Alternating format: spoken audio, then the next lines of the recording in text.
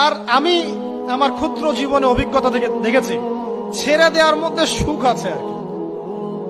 মনে করেন কেউ আপনি গালি দিয়েছে, তো আপনি অনেস্ট, আপনি সৎ এবং আপনি কোনো অন্যায় করেননি, আপনি মাজলুম, তারপরেও আল্লাহর সন্তুষ্টির জন্য ছেড়ে দিলে, আচ্ছা ছাক কিছু দিয়েছে, ওকে কিছু বললাম না, ছেড়ে দিলাম। এই ছেড়ে দেওয়ার মধ্যে যে এত সুখ, এটা আপনি বুঝতে পারবেন না। এই সুখটা উপলব্ধি করেছেন স্বয়ং রাসূল সাল্লাল্লাহু আলাইহি ওয়াসাল্লাম।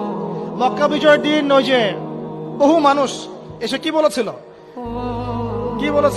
ভয়ে কাঁপছে যে রাসূল সাল্লাল্লাহু আলাইহি ওয়াসাল্লাম তাদেরকে আবার মৃত্যুদণ্ড দেন কিনা, আছে না?